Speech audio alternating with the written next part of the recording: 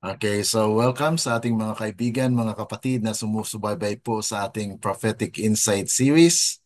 Dito na po tayo sa pang-tatlong bahagi ng ating pag-aaral po sa Who Will Have the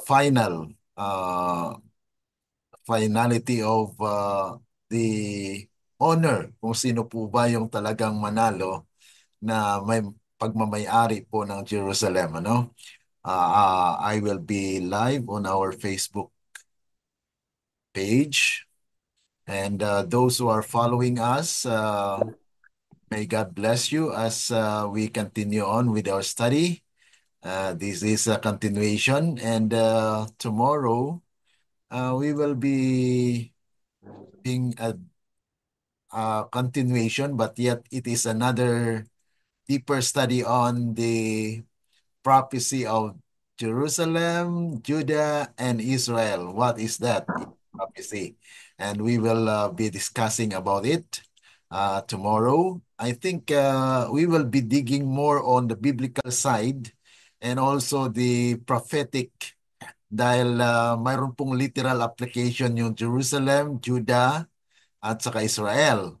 So tingnan po natin sa Biblia at Espiritu ng Hula kung ano po ang kanilang prophetic significance. Kaya nga po, hindi lang po bukas ang kabahagi po sa pag-aaral, kundi mayroon part 1, part 2, part 3 po yon. So napakakwan po siya.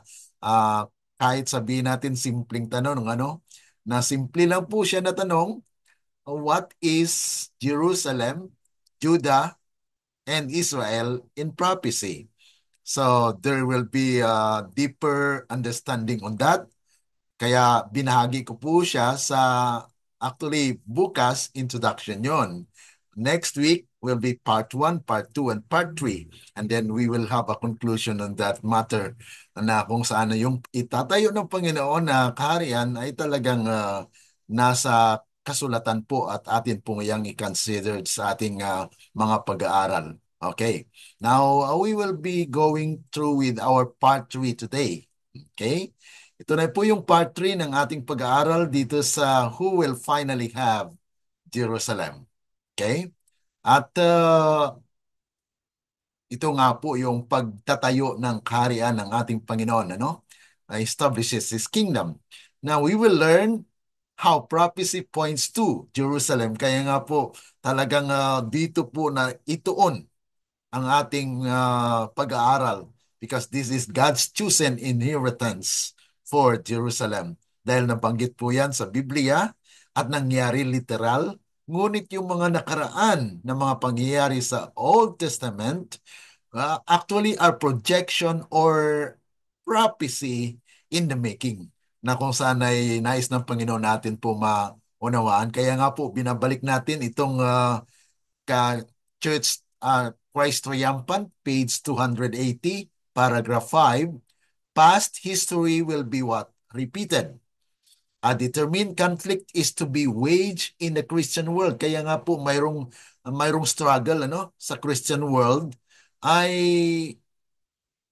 katuparan po ito ng Isaiah chapter 4 na kung saan ay sabi doon sa chapter 4 ng Isaiah ay there are seven women take hold of one man, no? Na kung saan ay they are professing to be Christian. They want to be called in that name, Christ, Christian. Okay? And what they do, they just want to eat their own bread. Gusto silang gumamit at gumawa ng kanilang sariling doktrina. They feed themselves with their own food. Yan po yung ibig sabihin doon.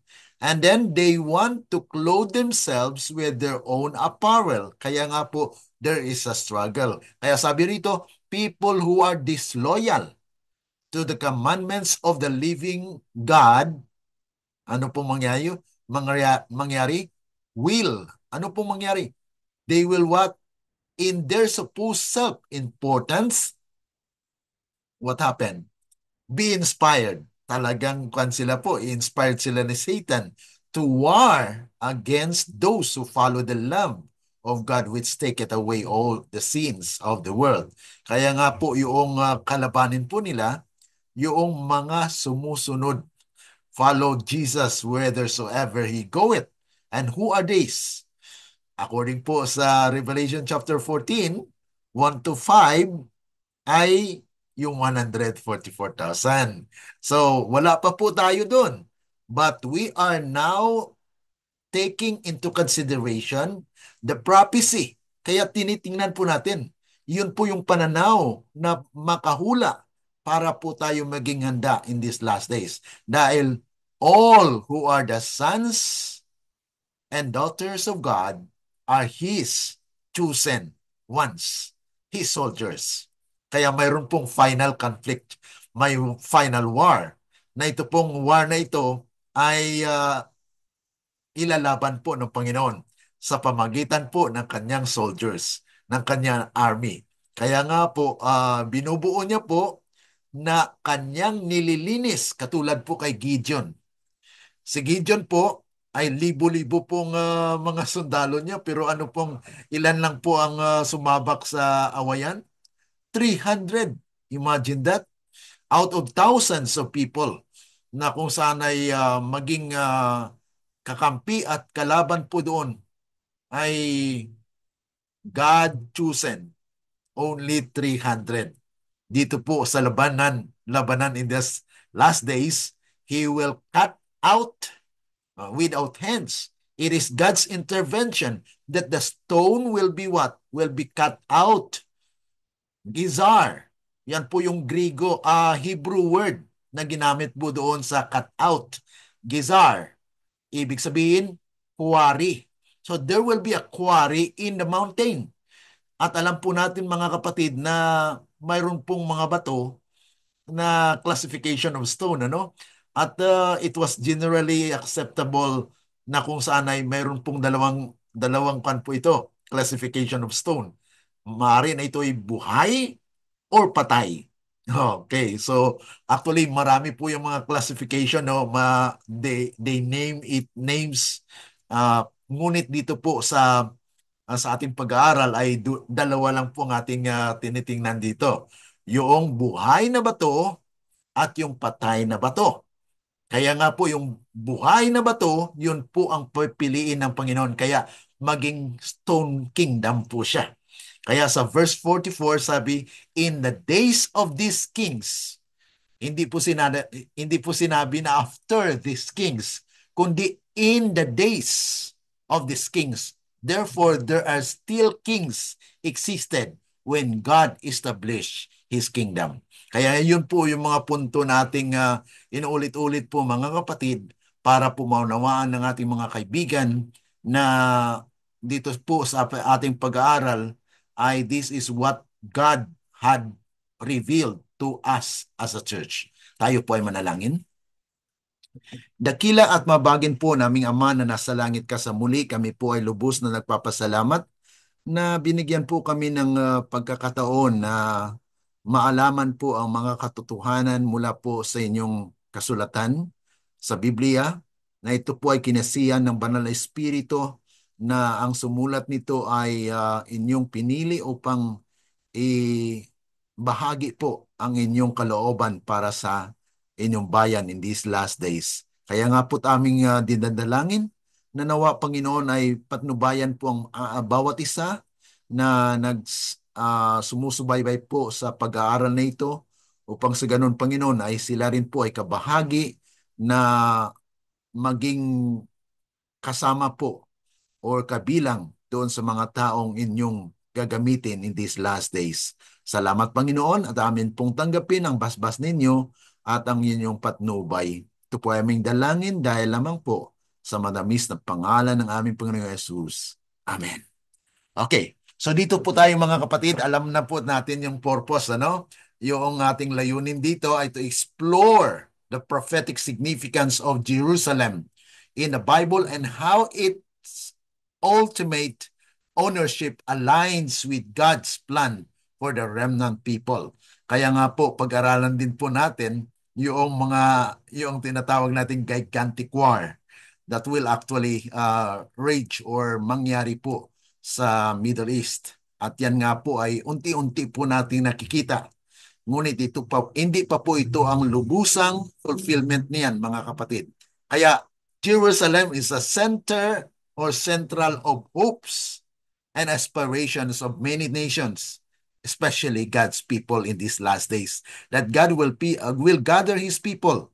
First, He will purify the church, so that when church will be purified, they will be called triumphant. They will be called Israel, the modern Israel, mga kapatid, na kung saan we are in the making. Na nais ng Panginoon na we need to study the prophetic role of God's people in these last days. Kaya dito ay matuunan po natin ng pansin yung tinatawag nating faith. Ano po yung faith? Yung kanyang tawag nito, yung kanyang kahantungan, mga kapatid. Ano po ba yung ah, kahantungan ng Jerusalem? Okay. Dito po sa Zephaniah chapter 2 verse 9 says, "Therefore as I live, saith the Lord." Sa ang Panginoon, mga kapatid, ay nagsasabi dito, "The God of Israel, surely Moab shall be as Sodom, and the children of Ammon as Gomorrah." So, nababanggit po dito, mga kapatid, yung Moab and then Ammon. So, these are actually the enemies of Jerusalem. Okay? So, dito po ay pinapakita na ang sino mang kalaban ng Jerusalem ay magkaroon po ng destruction. So they will face utter destruction, highlighting the triumph of God's justice. Dahil i-vindicate po ng Panginoon ang kalagayan ng kanyang bayan in these last days. Kaya the faith, sabi po rito sa Patriarchs and Prophets, page 162, the faith of the unrepentant is a solemn warning to all. God's mercy has limits. Kaya nga po yung mga taong hindi nagsisi na sila po ay kumakalaban sa bayan ng Diyos, mga kapatid, sila po ay nasa dangerous side. Dahil darating po ang kanilang katapusan. God will destroy those who are against Jerusalem.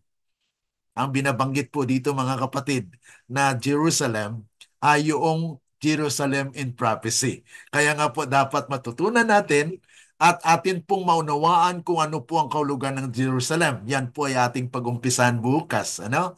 At sabi nga po rito, the destruction of Moab and Ammon typifies the ultimate end of the rebellious and unfaithful, both within and outside the church. Ayan po, mga kapatid, yung inspirational interpretation na kung saan ay sinabi nga po rito, yung Moab, ang destruction po ng Moab at saka yung Ammon, ito po ay nagpapakita ng destruction. Pagtatapos po, ito po yung kanilang destinasyon na kung saan those rebellious and unfaithful ay mangyari po sa kanila that they will end ultimately. Ito po yung talagang there will be a final destruction dahil there is a final hope for God's people in these last days. Kaya itong mga pangyayari na ito na sinabi po sa Zephaniah chapter 2 verse 9 ay isang kapahayagan na kung saan ay ito ay nagpapakita ng katapusan ng mga unfaithful within the church and even outside the church. Dahil mayroon po tayong tinatawag purification of the church and also purification in the world. Kaya nga po may first fruit, mayroong second fruit. Mayroong pag-aani. So there will be fulfillment of the prophetic promises, mga kapatid. Ano? At atin po yung matunghayan dito sa ating pag-aaral sa part 3. Justice o judgment and divine justice ay talagang ipapato po ng ating Panginoon. God will what? Will judge nations that opposed his people or act in pride and rebellion. Ito po ay may kaugnayan sa propesiya ni Obadiah. Alam niyo po sa Obadiah, Obadiah chapter 1, isang chapter na naman po ang Obadiah, no? Pero doon po sa chapter 1, sa libro po ni Obadiah, ay mayroon pong sinabi ang banal na kasulatan doon, ano? Na kung inyo pong pansinin, ay dito po sa Obadiah, ay mababasa po natin that there will be what? There will be saviors. At they will judge. Sabi po rito, I will be reading that verse 20. Ito po ay Obadiah. Okay? Obadiah 1, verse 21. Sabi po rito, and saviors shall come up on Mount Zion. Okay? To judge the Mount of Esau, and the kingdom shall be of the Lord's. So ito po ay isa lamang sa mga talata na nagsasabi po na mayroon pong tagapagligtas. Mga tagapagligtas. Kasi sabi po rito, and saviors. Plural po yan. Ang magliligtas po sa ating iglesia, alam po natin mga kapatid, na God will choose His servants. The 144,000. Kaya sa Revelation 14 verse 14, nandun po nakaupo si Kristo sa cloud na mayroon pong ano pong hawak niya? Karit. Mayroon po siyang karit at siya po ang pipili ng kanyang mga lingkod. Yan po ay simbolikal. Ibig sabihin mga kapatid, ay kanyang anihin dahil mayroon po siyang tinanim na binhi. Ang binhi po ay katotohanan na yun po ay namuhay sa tao, nandun po ang kapangyarihan, tumanggap po yan ng pananampalataya kay Kristo. Kaya sila po ay inaring ganap ng ating Panginoon dahil pinagkaloob po sa kanila. Yun po yung tinatawag justification. At yan po ang kapahayagan ng biyaya ng Diyos. Ano? Na binigyan po ng biyaya na kung saan ay there will be justice dahil nagkasala po ang tao sa pamagitan ni Adan at ni Eva, kaya nga ang kasalanan imputed to us. Bagamat hindi po tayo hindi tayo personal na pinanggalingan po the origin of sin, ang origin po ng kasalanan yan ay si Satan. At ginamit niya po ang tao na magkasala. Ngayon, yung kasalanan yun ay namana po natin. Pero hindi tayo guilty. Pero we are suffering the result, yung sickness and death. Yun po yung resulta ng kasalanan ni Adan at ni Eva. Ngunit, binigyan po tayo ng pag-asa. May mercy po ang Panginoon. Kaya yung mercy and justice of the Lord are kissing together. Hindi po pabayaan ng Panginoon ang kanyang bayan ay hindi maligtas, kundi He has mercy for His people that He revealed the truth. Kaya yung truth mo, mga kapatid, yun po yung seed, yung binhi. Kaya yun po ang tutubo sa ating katauhan na magkaroon po tayo ng pananampalataya na regalo ng Panginoon, a manifestation of His grace.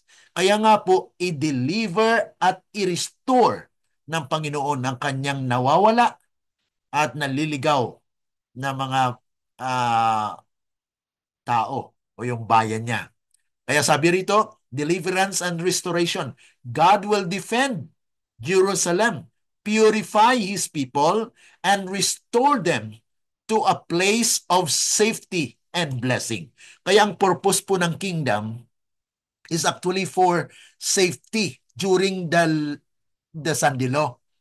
Kasi may plano po ang sanglibutan na i-declare po nila yung sandilo. Mag-umpisa po yan sa USA. Okay? Dahil sa Revelation chapter 13, Yan po ay doon sa verses 11 to 18 na kung saan yan po yung mayroon pong two-horned beast.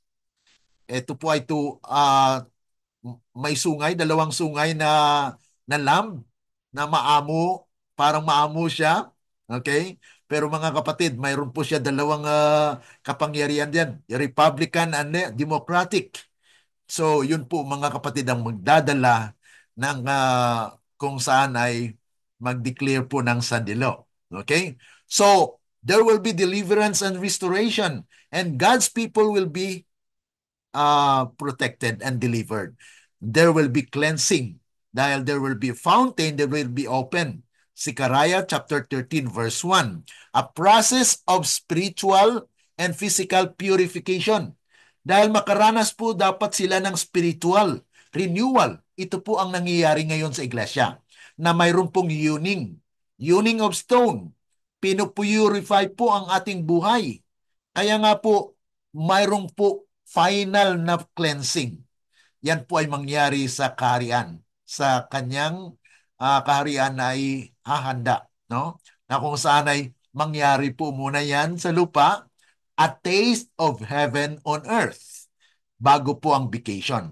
Yan po ay naitala din po sa Ezekiel 36. Yan po ay pag-aralan din po natin later. So there will be cleansing, a process of spiritual, not only spiritual but physical. Because hindi na po magkasala ang tao, hindi na po magkasakit ang tao. Yan po ang mapag-aralan din po natin sa Ezekiel 47. That there is a river of healing na ang sino mang dadaanan po ng tubig, ng river, dahil nabuksan na po yung fountain, dadaan po yan at mag-heal. Ang sino mang tumanggap, mga kapatid, at that time ng message will be healed and will be brought to the kingdom. And they will have a universal worship. A future time when all nations recognize and worship God. During Sandilo, mga kapatid, yan po yung kalaban ng Diyos na kung saan ay mag-declare po sila ng sandilo and they have a death decree at maapektuhan po yan yung nasa labas. Yung mga protestante at ibang mga reliyon. They will be worshiping Sunday. But mga kapatid, ang 144,000 will also what? Will preach the gospel of the kingdom, and those who will believe will be added to the church, and the church will be triumphant. And many, according to Isaiah chapter 2, verse 2 to 4, many or nations will invite nations to come, and the kingdom of the Lord, the government of the Lord will increase. Isaiah chapter 9, verse 6. Marami pong mga talata actually, mga kapatid, kung atin pong i-integrate ang ating mga pag-aaral. Kaya may blessing po para sa mga faithful and the consequence for those who refuse. Ang sino mang mag-refuse ng mensaheng ito, mga kapatid, ay mapapahamak.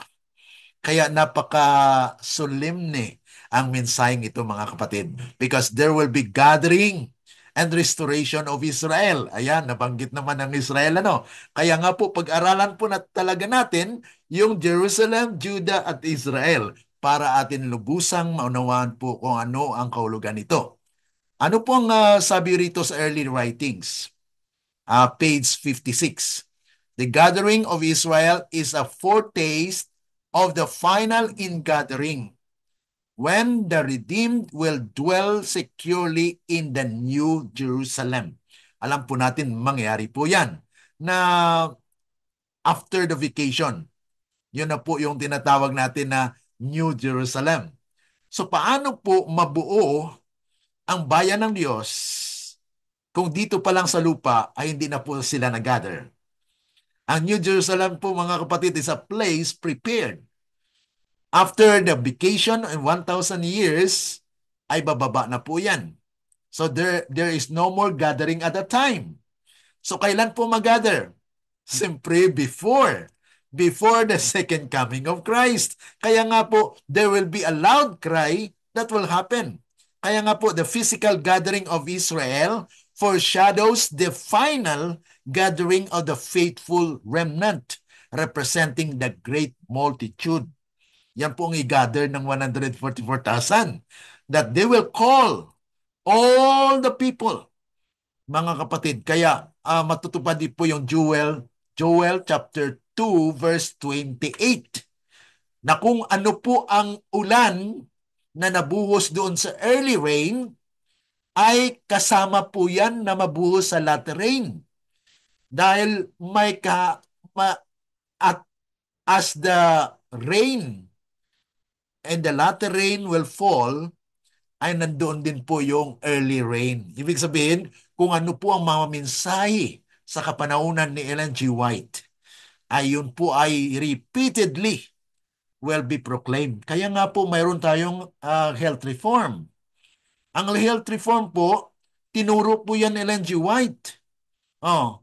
Pero nawalan ng kalakasan ang ating iglesia. Bakit po? Dahil ang mga pastor po natin mismo ay nag-violate nito. Bakit po? Ay ang mensahe po natin, we left the meat alone. Flesh will be shunned for those who are waiting for the second coming of Christ according to the uh, Council to Diet and Foods, na kung saan ay those who are preparing for the second coming of Christ, meat eating will be what? Will be shunned away. So yan po ay kasama sa minimensahe po ng bayan ng Diyos for restoration. For gathering, restoration of the land is a precursor to the establishment of the eternal kingdom. Kaya nga po, He will establish His kingdom on earth. Kaya itong Zechariah chapter 14 ay may malaking bahagi po sa ating pag-uunawa doon sa Karian. Ano pong mangyari? Ito po yung sabi dito, verses 1 and 2. Behold, mangyari po mga kapatid. Tingnan natin. Kasi pag sinabing behold, ay yan po ay magaganap. Behold, the day of the Lord is coming. Ang araw ng Panginoon ay darating. And your spoil will be divided in your midst. Sino po ang pinatutungkulan po dito? For I will gather all nations to battle against Jerusalem. Ang tanong, nangyari na po ba ito sa kasaysayan? Na ang lahat ng nasyon ay makipaglaban sa Jerusalem. Ito po ay hindi pa nangyari. Kaya po ating binabantayan because it says, behold. Kaya sinabi diyan, behold, that the day of the Lord will come. It's coming. For I will gather all nation. Wala pong exemption dito. Na lahat ng nasyon, ano pong gagawin nila? They will fight against Jerusalem. Kasi ito po yung mangyayari during the time when God's kingdom will be established. At sabi po rito, all nations to battle against Jerusalem. Ito po yung tinatawag nating gigantic war. The city shall be taken. The houses rifled, the women ravished, half of the city shall go into captivity, but the remnant of the people shall not be cut off from the city. So God's people will be actually protected. Alam po natin mga kapatid, this war will actually ravish or destroy, because it says here, the city shall be taken, the houses rifled, and the women ravished. Half. Alam niyo po mga kapatid, yung Israel, literally, ay nahati po yan sa dalawa, no? So half is the northern kingdom and half is the southern kingdom. Kaya pag sinabing half of the city, that is actually northern or southern. Okay, so half of the city. At ayon po dito sa kasaysayan mga kapatid, ang southern is Judah. Okay, at ang yung northern, it's called Israel. The north the Northern Kingdom, which composed of 10 tribes. Ang 2 tribes po ay yung Southern. Ano? Okay, tingnan po natin mga kapatid. Sabi nga po rito, Zechariah 14 provides a prophetic vision of events surrounding the day of the Lord. Yan po ang sinabi doon kanina, no? Behold the day of the Lord. Yun po yung araw ng Panginoon. Hindi pa po dumating ano. Alam po natin dumating si Kristo. Pero hindi pa po yun dahil He just established the kingdom of grace. Hindi niya pa napatayo po yung kingdom of glory. Yung glory po ay maluwalhati. Si Kristo po ba during the time na dumating siya ay maluwalhati? Yes, ang kanyang presensya actually as a glory, but His presence physically ay siya po ay dinusta. Okay? Because He offered Himself to establish the kingdom of grace. Biyaya po yun. Ano? Binuksan niya po yung kaharian. It is a door for the entrance of the kingdom of God. Na kung saan ay pag tayo po ay nasa kingdom of grace, dapat tayo'y lumago. Na tayo po ay tagasunod, hindi po tagalabag. Kasi sabi ng iba, sabi po ng karamihan, if you are already under grace, no longer to obey the law. Because the law has been abolished. Mga kapatid, that is not. Because God's government has rules and laws. And it is founded by love. At according sa Matthew, mga kapatid, si Kristo mismo ay nagbigay po ng 2 utos, dakilang utos. Ang una ay love of God. Love with all your heart. Okay, love natin ang Panginoon. Yan pong una. Natala po yan sa uh, Matthew 20, 22, 36 to 38. So, yan po yung mga kapatid, yung unang utusan ng Panginoon, love God, and the second is love men. So, ang kautusan po ng Panginoon, mga kapatid, ay saklaw yung love sa Diyos at sa tao. Kaya nga po, this is where His kingdom will be established, na kung saan ang katwiran din ay manahan. So ngayon mga kapatid, we are in the process of the kingdom of righteousness.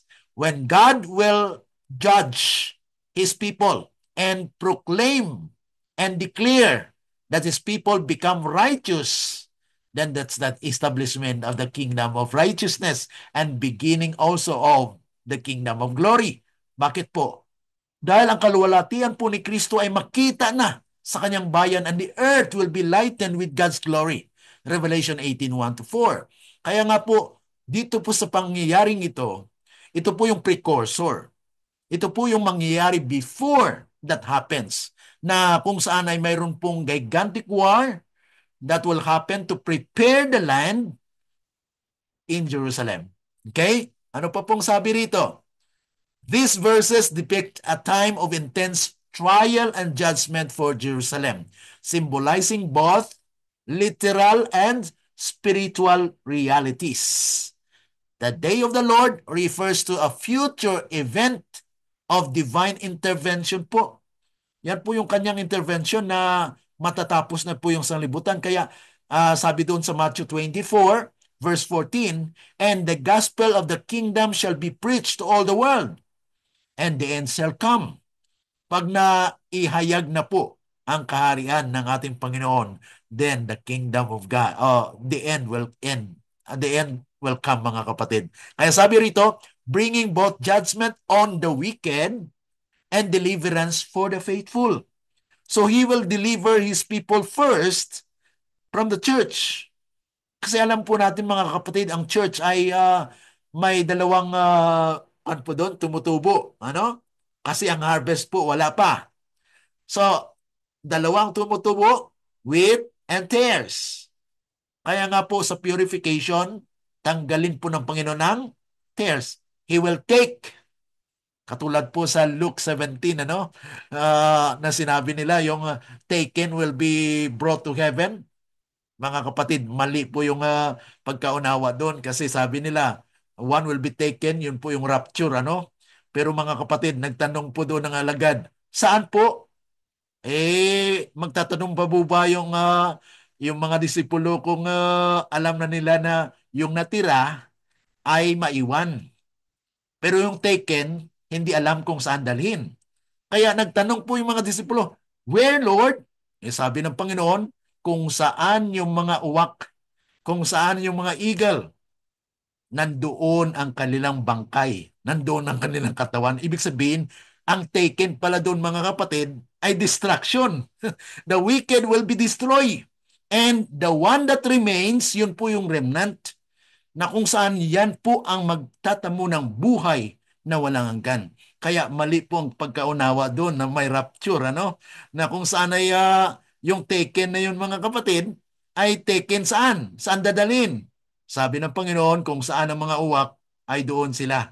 So, pagpiestahan po sila ng uwak, so there will be a distraction mga kapatid. Kaya there will be two events, deliverance of the righteous and destruction of the wicked. Kaya po may mangyayari na kung saan ay, ito po yung mga promises ng ating Panginoon that God will actually protect His people in these last days. Historically speaking, mga kapatid, Jerusalem has faced siege. But this may also point to a future culmination or conflict against God's kingdom. Yes po, yung nangyari noon sa Jerusalem, yan po ay picture. Ano? Yun po yung tinatawag typological study po natin ito. Na kung saan ay yun po ay pinakita ng Panginoon para tayo po ay mag-learn ng lesson para sa atin ngayon.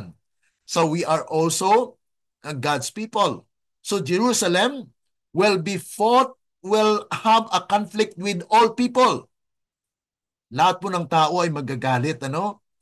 All nations will go against at makipaglaban po sa Jerusalem, sa bayan ng Diyos. Ngunit sabi po rito, the remnant represents those who remain faithful amid persecution or hardship. This idea of a faithful remnant is a recurring biblical theme na kung saan ay mapag-aralan po natin yan sa chapter 10 ng Isaiah, verses 20 to 22, at mapag-aralan po natin yan next week. Ano? Mababanggit po natin ito. Okay. Now, dito po tayo sa verse 11 ng Revelation, ng Zechariah chapter 14. Sabi po rito, the people shall dwell in it. So ang tao po, mga tao po ay mananahan dito sa lugar na kung saan ay mayroon pong mangyayaring gera. Preparation po yun mga kapatid. And no longer shall there be utter destruction, but Jerusalem shall be safely inhabited. So mangyari po mga kapatid na itong Jerusalem ay maging tahanan po ng mga maliligtas. Ano? This verse highlights the eventual restoration. Pag sinabi pong restoration, ibabalik kasi nawala yan sa bayan ng Diyos. Inangkin po ng kaaway, no? And peace that will come to Jerusalem following the tribulation. Kaya nga po yung great multitude makaranas po ng great tribulation. Sa Revelation chapter 12, okay? Na sinabi po roon na kung saan ay mayroon pong yung the remnant will be what? Dahil sa galit ng dragon, ay una ay magbuga po siya ng tubig sa likod ng babae para matangay yung babae. Kaya nga po, maraming mga unconverted sa ating iglesia because Satan has yung pinalabas niya, yung nagbuga po siya.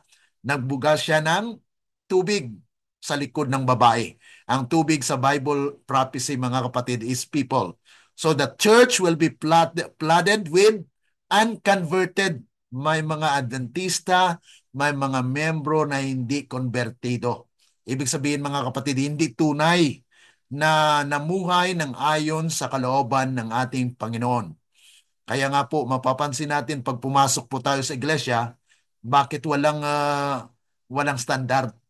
Ang standard po ng Panginoon dapat yung ating mga kababaihan ay wala na pong mga earrings, wala na pong mga necklaces o ano pang mga bulloloy sa katawan at dapat po ay disente katulad po dito sa Thailand.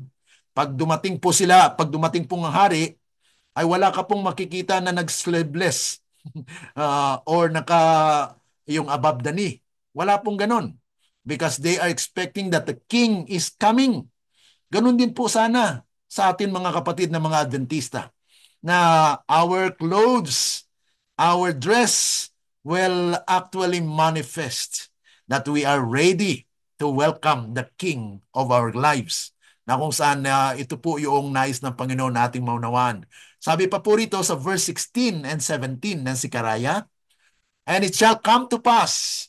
Ito na po mga kapatid ang prophetic phrase, that everyone who is left of all nations. Ito mga kapatid, ay yung kanina mga kapatid may left, ano? Left mo, yung remnant sa church. Yun ay po yung first fruit. Yung left of all nation, ito naman po mga kapatid, yung great multitude which came against Jerusalem shall go up from year to year to worship the King. Oh. So mayroon pong universal na pagsisimba, pag-worship. And the Lord of hosts, and to keep the Feast of Tabernacle. Ito po yung Feast of Tabernacle na tinatawag. Ito po ang sineselebrate ng mga Jew, ay yung tinatawag nilang Sukkot. Yung Sukkot po mga kapatid, ito nga po, nilagay ko po rito sa ating explanation.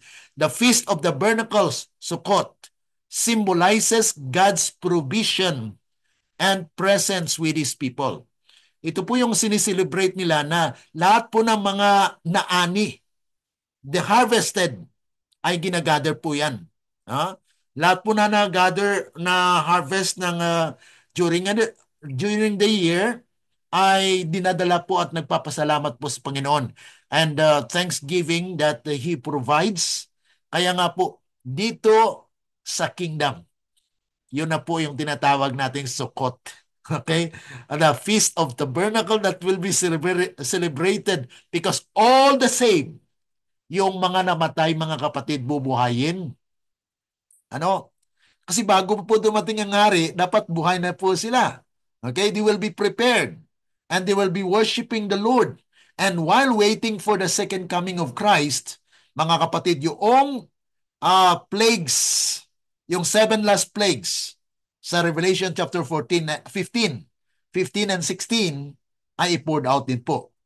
Kaya ngayong mga wicked ay sila po ay they will suffer until the time when Christ will come and they will be killed.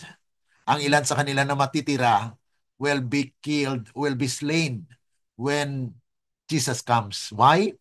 Because they cannot gaze. Sabi nila sa mga bundok, di po ba, na itabunan nyo kami kasi we cannot gaze the glory of God. So yun po mga kapatid, because they are not glorified.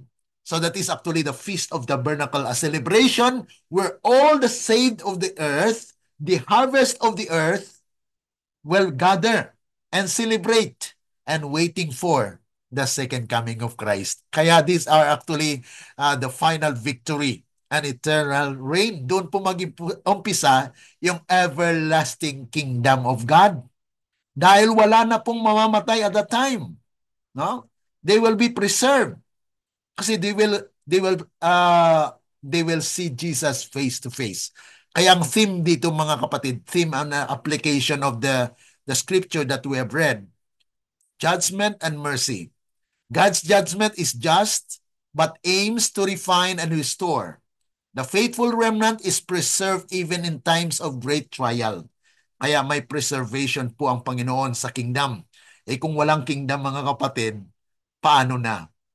Kalat po ba yung bayan ng Diyos when Jesus comes? Yan po kasi ang natanong ko dati. Paano po yung mga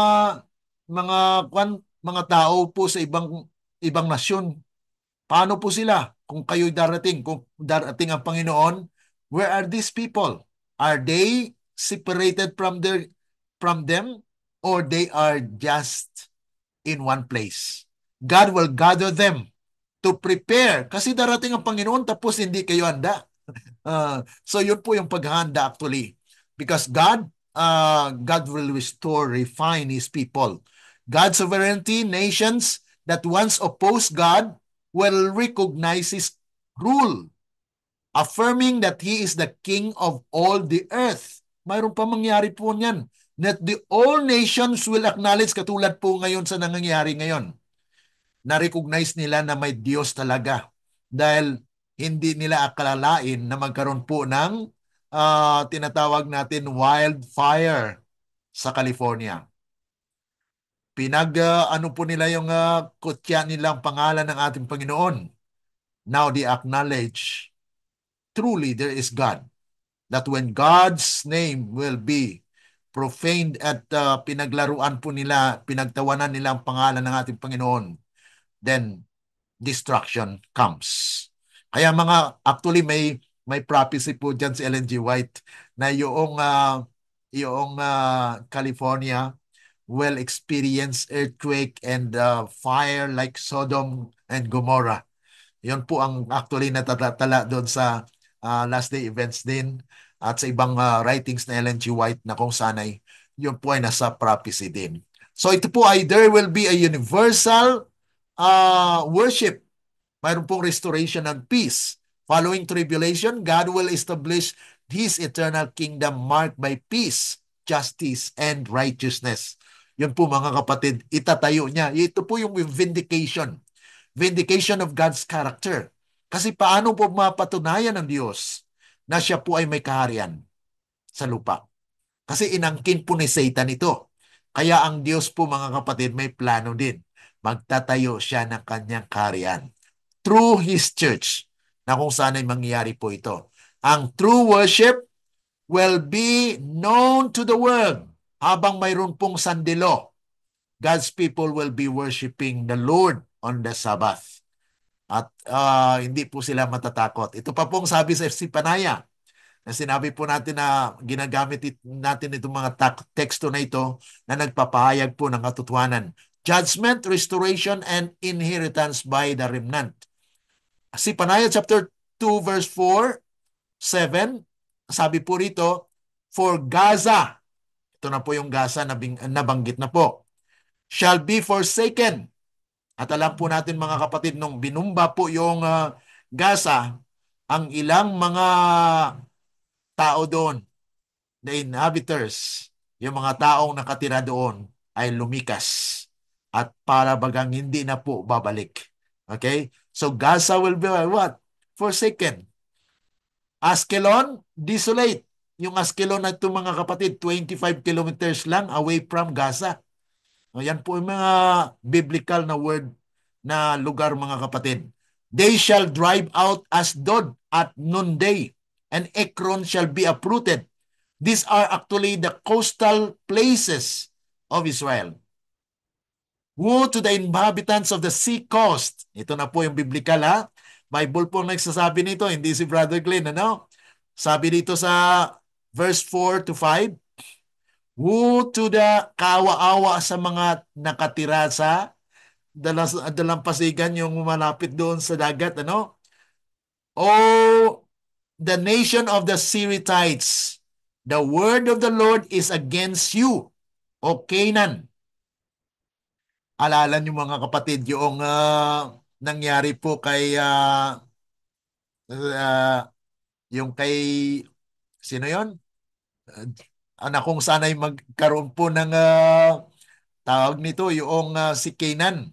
Yung anak ay pinag-anuan po mga kapatid.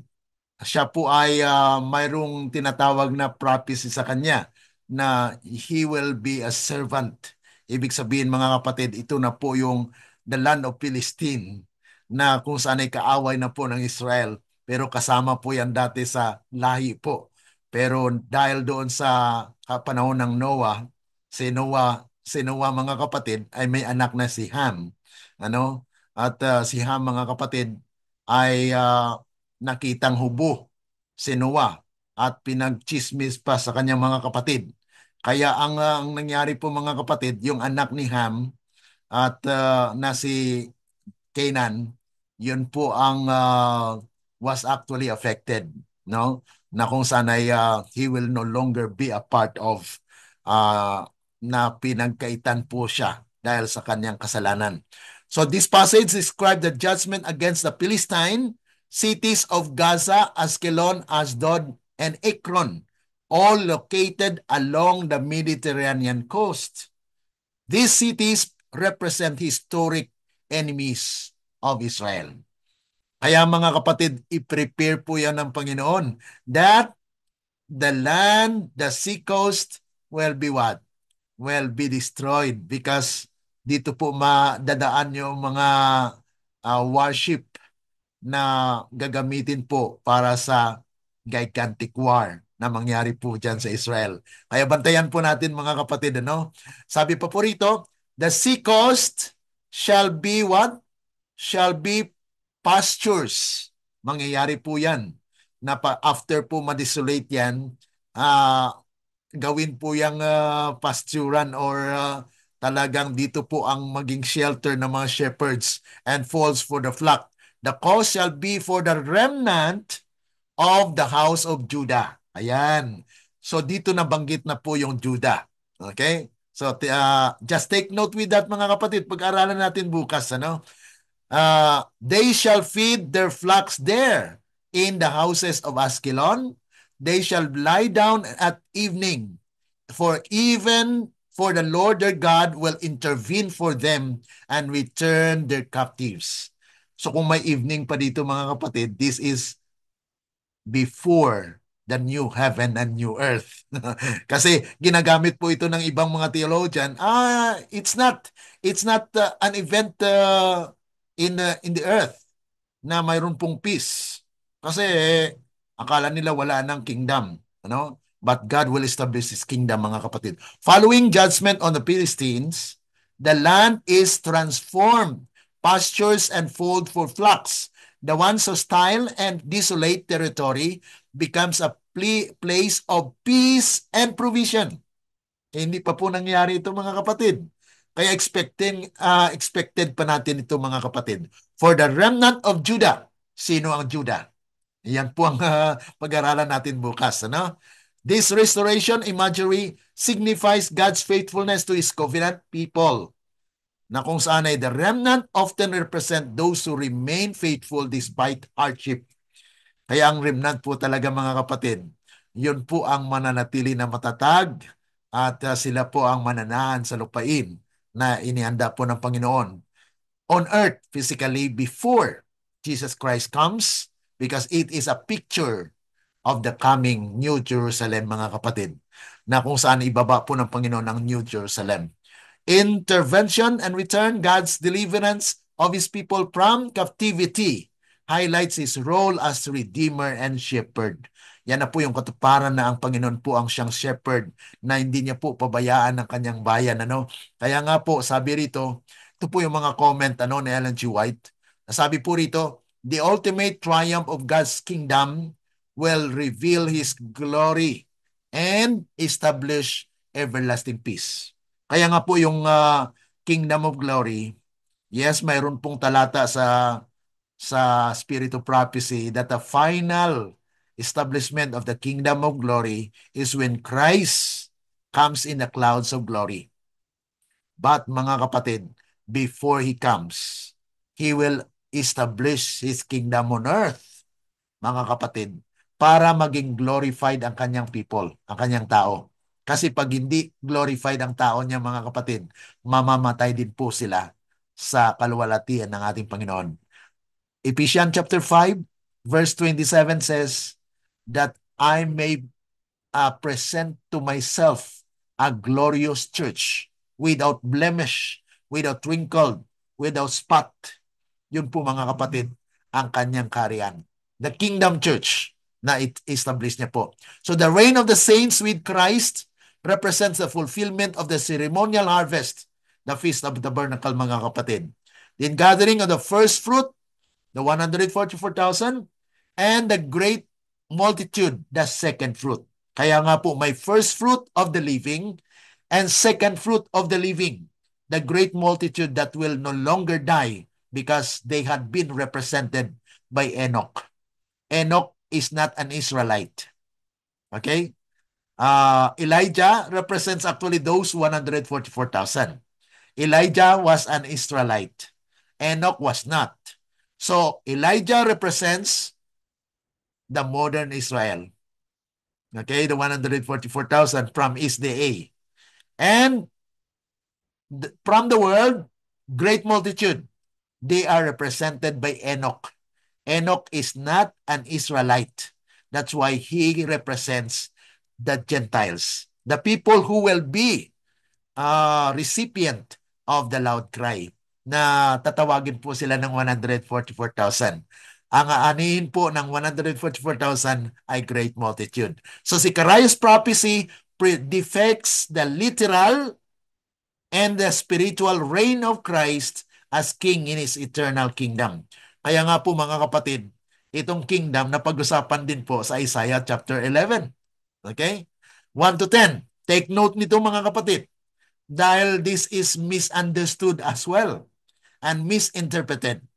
Kasi sabi po nila, ito pong Isaiah chapter 11 is the new heaven and new earth. Pero tingnan po natin mga kapatid ang konteksto. Sabi po rito, Isaiah 11, 1 to 10 is a prophetic passage that presents the coming of the Messiah, yes, His righteousness or righteous reign, and the restoration of peace. It highlights the fulfillment of God's plan through the Davidic line and paints a vivid picture of the harmony that will characterize His kingdom. Kaya sabi rito, let's explore. Tingnan na po natin sa, kaya nga po nagkuha po ako ng tiningnan po natin sa Spirit of Prophecy kung ano pong pinahayag doon sa verse 1 po, ayon po sa Desire of Ages, page 34, Christ as the branch. Kasi may sinabi po diyang branch, ano? And then, verse 2, Christ ministry. Ayon po sa Ministry of Healing, page 19. And then, Desire of Ages, page 278, Christ mission, divine justice, and love that He actually prepares people. And then 6 and 9, Great Controversy, 674, God's plan of new earth.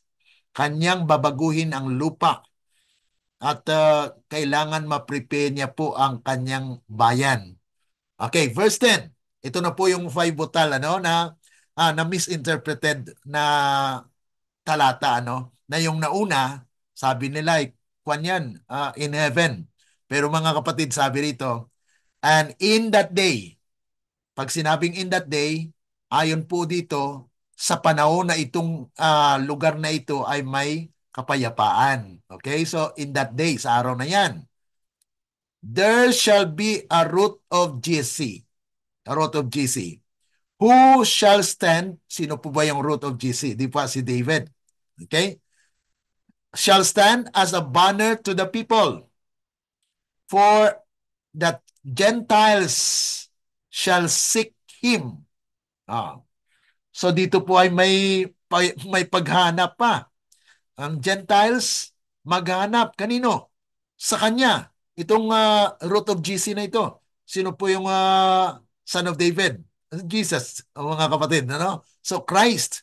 So unifying Savior of humanity, the kingdom. Note there's Gentile mention. Kaya notahan po natin na kung ito pong nakalarawan po dito sa chapter 11 ay New Earth and New Heaven, mali na po yan.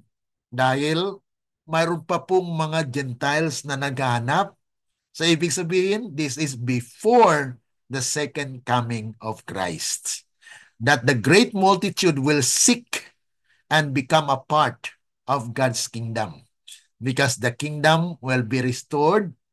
Ang na-divide po na kingdom, di po na-divide sa panahon ni David dahil nagkasala si David, na-divide po yan. Pero mayroon pong prophecy na ibabalik po yan. So it is also in the throne of David that it will be restored, mga kapatid. Kaya Messiah's identity and mission, the prophecy points to Jesus Christ as the fulfillment of God's promise to David. May promesa ang Panginoon po sa kay David. Kaya it will be called the Davidic kingdom because it was actually when David sinned against God, nagingi po siya ng kapatawaran sa Panginoon. He humbled himself before the Lord. Kaya nag-promise ang Panginoon sa kanya, I will restore your kingdom even it will be divided. Na-divide po sa dalawa, di po ba? Ngayon, nais ng Panginoon na ma-restore po yan. Kaya mayroon pong Davidic kingdom that will be established in these last days. So the spirit of prophecy emphasize Christ as the central figure in God's redemptive plan, the desire of all nations. Na kung saan, mga kapatid, there will be a restoration of peace. Na kung saan God will be vindicated, na ang kasalanan po ay ma-eradicate na siya. Sabi po rito sa Great Controversy, pain cannot exist and no tears shall fall at that time. So yan po yung foretaste of heaven, sa kingdom. Kaya nga po sabi ron, when this gospel will be preached to all the world, the end shall come, mga kapatid, because the kingdom of God will be a place where God's people will be preserved. There will be a universal redemption. Christ is a banner of all nations, signifying that salvation is available to everyone, mga kapatid, na kung saan ay wala pong exclusive, kundi the inclusivity of Christ's kingdom, na He will draw all people. Ngayon, mga kapatid, hindi pa mangyari kasi yung kanyang bayan nga po binigyan sila ng utos, binigyan po sila ng mga mensahe, pero hindi nila sinakabuhayan. Kaya nga po nais niya na i-purify. I-purify niya po ang kanyang iglesia. Pagkatapos na ma-purify po, mga kapatid, buhusan niya ng Espiritu. Yan po yung opening of the fountain that God will actually give power and force to the third angel's message, and it will be a loud cry, mga kapatid. Kaya the kingdom established in Zechariah's vision represents the climax of God's redemptive work, where Christ reign as King and the saints as co-heirs. Siya po magre-reign as King of Kings. Pero on earth, mga kapatid, mayroon po siyang hari, mayroon po siyang tagapanguna dito sa lupa. Katulad po kay Moses. Moses was the leader of Israelites. He actually lead the Exodus from Egypt. But their invisible leader is Christ. Ginamit lang po yung rod. Ang rod po, yung tungkod, yun po yung ginamit na may power ang Panginoon. Ngayon po, sa ating kapanahunan, God also will use the rod that speaks. Micah 6:9, the Lord's quiet in the city, and the man of wisdom shall know. Hear ye the rod, and who hath appointed it. Kaya nga po, pakinggan natin yung mensahe, the message of the rod. As the members of Israel increased, ito na po yung the stone became a great mountain. Yun din po ang nasulat sa Isaiah chapter 9 verse 6, that his government will be what? Increase. They were to enlarge their borders until their kingdom should embrace the world, because the stone became a great mountain and filled the whole earth, mga kapatid. Yan po yung katotohanan na kinakalaban ng ating kaaway.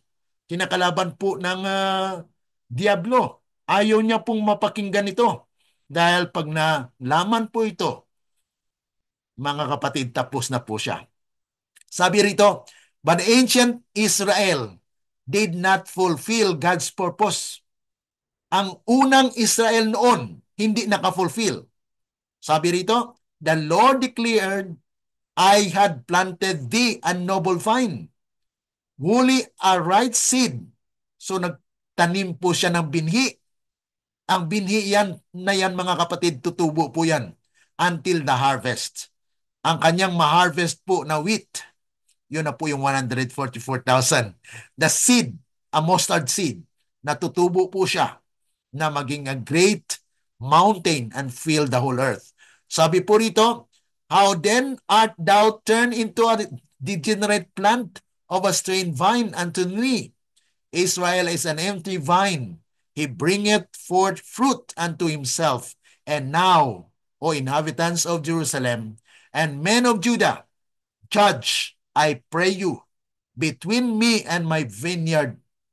And today, God's message to His church, ito naman mga kapatid, directed sa atin. To those who are occupying His vineyard as faithful husbandmen is none other than that spoken through the prophet of old. Sing ye unto her a vineyard of red wine. I, the Lord, do keep it.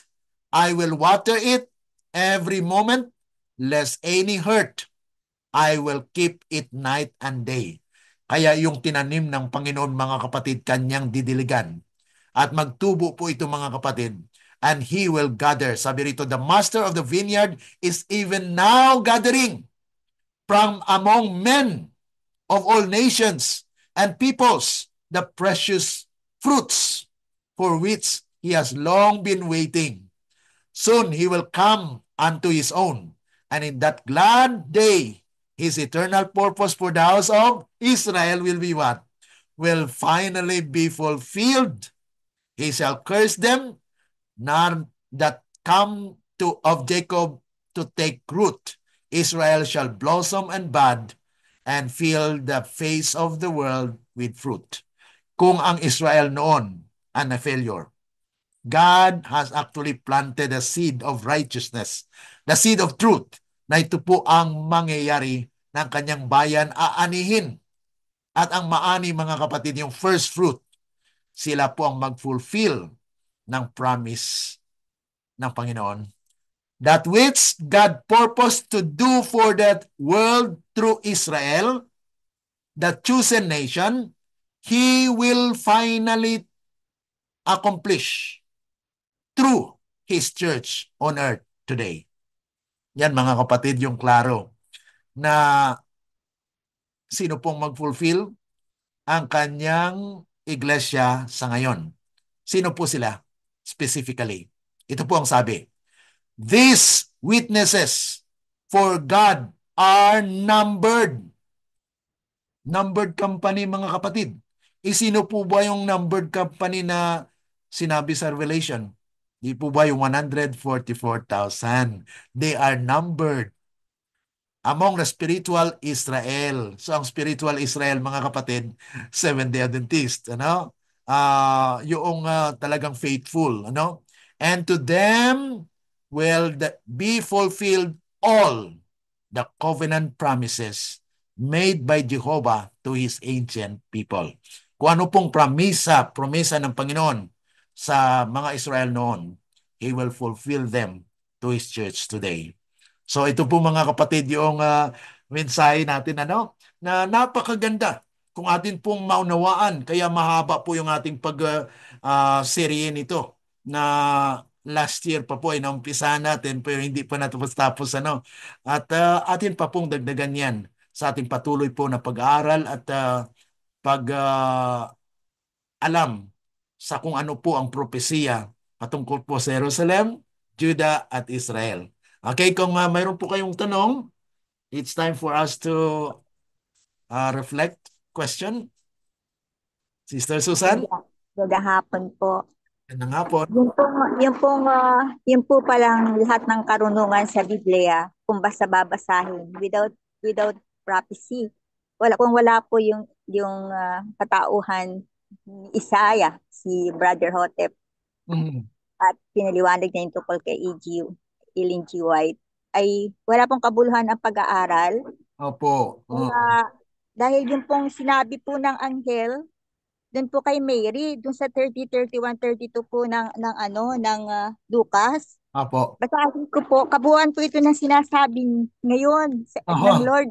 Amen. Sabi ay at narito naglilihi ka sa iyong tiyan at manganganak ng isang lalaki at tatawagin mo siya sa kanyang pangalang Jesus. Pero bago po nagsalita iyon, sinabi po ng angel kay Marian, huwag kang matakot sa 30 Mm. sapagkat nakasumpong ka ng biyaya sa Diyos. Kailangan po pala makasumpong tayo ng biyaya sa Diyos at binigay na ito niya sa kingdom of grace. Mm. Kung meron na pong biyaya na ipinagkaloob, ay merong faith ang Mm. bawat ang bawat tumatawag sa pangalan ng Panginoong Jesus at hindi pa sa believer. Ano po?